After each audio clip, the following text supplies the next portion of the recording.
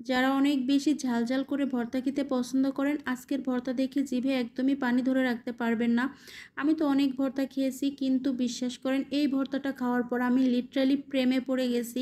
এই ভর্তাটা করার পর একটুখানি হলেই কিন্তু আপনার 2 প্লেট ভাত নিমিশেই খাওয়া হয়ে যাবে। আমি বারবারই এই ভর্তাটা করে খাই। আসসালামু আলাইকুম, আশা করি সবাই ভালো আছেন। ভর্তা করার জন্য আগে আমি যেগুলো দিয়ে ভর্তা করব সব কিছুতেই লবণ হলুদ মাখিয়ে রাখছি। এখন হচ্ছে প্রথমে বেগুনগুলো ভেজে নিব। এখানে আমি একটা বেগুন নিয়েছি, আপনারা যে যেমন মানুষ ওইভাবেই করে নেবেন। তো বেগুনগুলো হচ্ছে একদম লাল করে ভেজে নিতে হবে। সামনে যেহেতু শীতকাল চলে আসছে, স্পেশালি শীতকালটা আমার অনেক বেশি পছন্দ। শীতকালে কিন্তু বেশি ঝাল খাওয়া হয়, যেহেতু ভর্তাটা বেশি করা হয়, আর ধনিয়া পাতা না হলে কিন্তু ভর্তার টেস্টটা বেশি ভালো আসে না। এখানে আমি হচ্ছে বেগুনগুলো লাল লাল করে ভেজে নিয়েছি। এখন টমেটো আর মাছ দিয়ে দিব। তো এভাবেই কেউ কখনো যদি ভর্তা না করে খান, একবার হলেও ট্রাই করে দেখতে পারেন। অনেক অনেক বেশি মজার হয়। এখানে আমি গ্লাস কাপ মাছ নিয়েছি। আপনার যে ধরনের বড় মাছ আপনাদের হাতের কাছে থাকবে সেই মাছগুলো দিয়ে নেবেন। আর একটা বড় টমেটো আমি ছোট ছোট করে ফালি করে লবণ হলুদ মাখিয়ে রাখছি, সেগুলোই ভেজে নেব।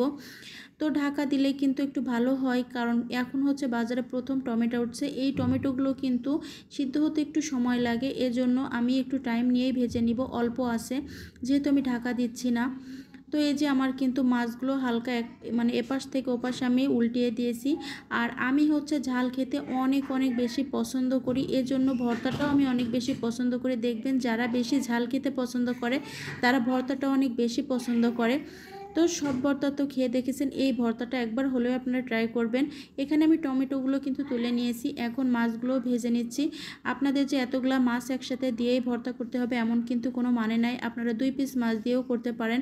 তো আমার কাছে মাছ বেশি ছিল, যার কারণে আমি 4 পিস মাছ দিয়ে করছি। আর একসাথে কিন্তু পেটির মাছ আর হচ্ছে গাদের মাছ একসাথে দিয়ে করলে কিন্তু বেশি ভালো হয়। বড় মাছে কিন্তু পেটিতে একটু তেল বেশি থাকে।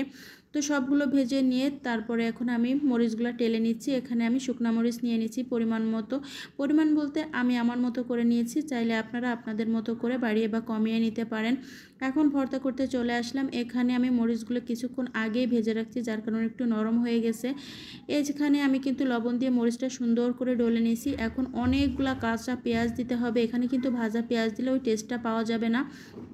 তো আমি অনেকগুলো পেঁয়াজ দিয়ে কিন্তু মরিচের সাথে লবণের সাথে সুন্দর করে ডলে নিচ্ছি। আর যে মাছটা ছিল ওটা কিন্তু আমি আগেই কাঁটাটা বেছে একপাশে রাখছিলাম। তো এখানে আমি টমেটোগুলো একটু মথে নিচ্ছি, তারপরে মাছগুলো দিয়ে নিলাম। এখন হচ্ছে এখানে আমি যে বেগুন ভাজি করে রাখছিলাম সেই বেগুনটা দিয়ে সুন্দর মতো মাখিয়ে নিব। তারপরে স্পেশালি দিতে হবে হচ্ছে সরিষার তেল। সরিষার তেল না দিলে ভর্তাটা একদমই মজা লাগবে না। আমি এখানে আমার পরিমাণ মতো সরিষার তেল দিলাম। সরিষার তেলটা একটু বেশি দিলে ভর্তাটা বেশি ভালো লাগে। তো আজকে একটা জিনিস মিসিং, যে জিনিসটা না দিলে ভর্তাটা একদমই আমার মনে হয় না পরিপূর্ণ হয়েছে, সেই জিনিসটা হলো ধনিয়া পাতা। ফার্স্টে আপনাদের সাথে শেয়ার করছি। তো এখানে কিন্তু আমি লেবুর রসও দিয়ে দিলাম। লেবুর রস দিলে কিন্তু ভর্তার টেস্ট আরও দ্বিগুণ